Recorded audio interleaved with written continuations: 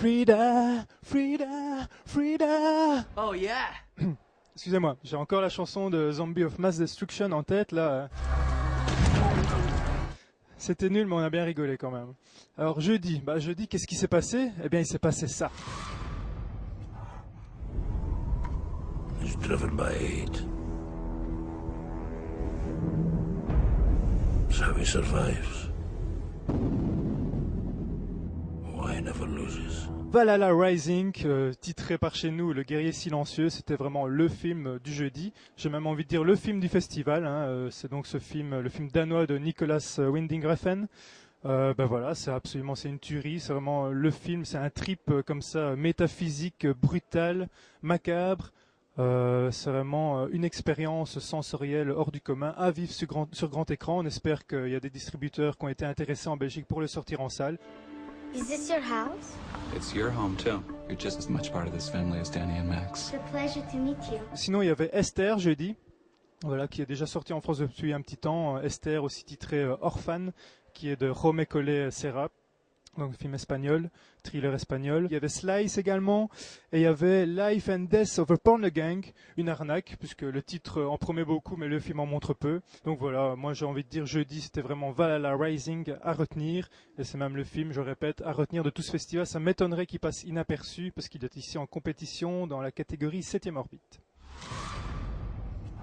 Vendredi, c'était la journée dédiée au cinéma belge avec des courts-métrages belges en compétition, un workshop également. Et on a également pu voir une coproduction qui s'appelle Glen 3948 ou 3948, je ne sais pas comment on dit. C'est un film qui met en scène Billy Boyd, le fameux Hobbit du Seigneur des Anneaux. Donc voilà, c'est assez amusant de le voir dans une production belge. Un film apparemment très ambitieux, en tout cas au potentiel, avec un joli potentiel. Bon, apparemment les avis ont été un peu moyens sur le film. On a également vu sur le coup de 20 heures de Killer Inside Me de Michael, du célèbre Michael Winterbottom, un thriller. Une fois de plus, il y a beaucoup de thrillers cette année et des thrillers très intéressants ici au BIF. Donc de Killer Inside Me qui mettait en scène le frangin de Ben Affleck, Casey Affleck, qui est un acteur que j'aime beaucoup, qu'on a déjà vu dans quelques films, dans des grands rôles. C'est vraiment un acteur très talentueux, qui a un timbre de voix très particulier, j'aime beaucoup. Et c'est un film au gros casting et assez violent. Il y a aussi Jessica Alba, notamment au casting de ce film. Voilà, un film qui a déjà été remarqué dans plusieurs festivals, un film assez violent, aussi à la hauteur de sa réputation, vraisemblablement.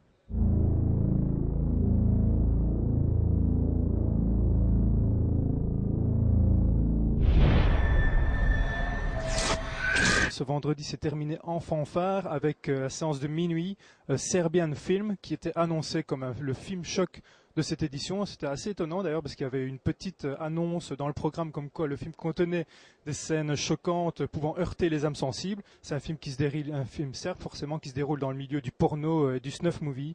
C'est trash porno. Voilà, un film qui a vraiment ici secoué les festivaliers et aussi divisé, il faut bien le dire, les opinions. Samedi, on a pu voir un autre film belge, c'est Vampire de notre compatriote Vincent Lano. Alors Vampire a été diffusé notamment sur les chaînes payantes satellites en Belgique, et c'est pas vraiment un film destiné en fait à être vu en scène, c'est plutôt un film destiné pour le petit écran. Voilà, c'est une espèce comme ça de docu-fiction, de striptease qui met en scène une famille de vampires. Moi, pour ma part, j'ai pas du tout aimé le film, j'ai pas du tout accroché. Je trouvais que ça tirait plus à la blague potache que docu-fiction réussie. Enfin, soit il y en a qui ont apprécié au sein de la rédaction de Cinéma Fantastique, qui ont apprécié, qui ont quand même passé un bon moment. Également ce samedi, le remake de Crazy, le remake du film de George Romero. Voilà, un remake inutile, vraisemblablement également, comme on en voit beaucoup sur nos écrans malheureusement. Et on a également eu droit ce samedi à 51-50 Rue des Ormes, qui est le film québécois, le seul film québécois, je pense d'ailleurs ici au BIF, qui est un petit coup de cœur également de notre rédaction. Il a beaucoup été apprécié, notamment par Maïnak. Voilà, la soirée de samedi s'est terminée en fanfare avec le fameux bal des vampires, le bal des vampires haut en couleur comme chaque année. Dimanche très ensoleillé ici en Belgique, mais ça n'a pas empêché les gens de venir assister très tôt à la journée spéciale Japanimation. Voilà, où on a pu voir notamment quelques courts-métrages, quelques animes. On a également pu voir un autre dessin animé dans le cadre de cette journée spéciale Japanimation. C'est Summer Wars de Mamoru Hosoda, donc, qui est le réalisateur de La Traversée du Temps. C'est son nouveau long-métrage d'animation. Et on a également vu un nouveau thriller. Il y a beaucoup de thrillers cette année, je l'ai déjà dit. au bif et des thrillers très intéressants. Je trouve que la catégorie thriller était très intéressante cette année-ci, peut-être même plus que les films fantastiques. C'était Cell 211, Cellule 211, nouveau film espagnol assez hardcore qui nous plonge dans le quotidien d'un pénitencier en Espagne.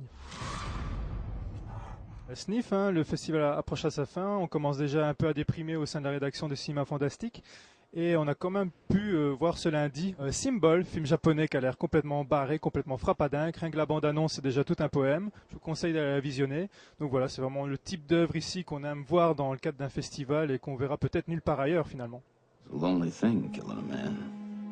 Once you kill somebody, pulling that trigger becomes a way of life. On va pouvoir voir également le dernier film de Russell Mulcahy, qui est apparemment un thriller, un polar, qui s'appelle Give 'Em Hell, Malone. Le retour de Mulcahy après son Resident Evil, c'était le 3e, je ne sais plus la déclinaison. Bon, c'était le moins pourri des Resident Evil, hein, donc pourquoi pas. Donc Russell Mulcahy, voilà, qui s'attaque au polar, on est curieux de voir le résultat. Et voilà, demain c'est déjà fini, c'est la clôture. Voilà, tout le monde a déjà envie de se suicider. Quoi qu'il en soit, demain on va quand même finir en fanfare parce qu'il y a la remise des prix et il y aura surtout Kick-Ass, le fameux Kick-Ass de Matthew Vaughn qui sort cette semaine en salle. Donc voilà, Kick-Ass, un petit jour d'exclusivité ici au BIF en avant-première pour terminer en beauté ce festival. Kick-Ass!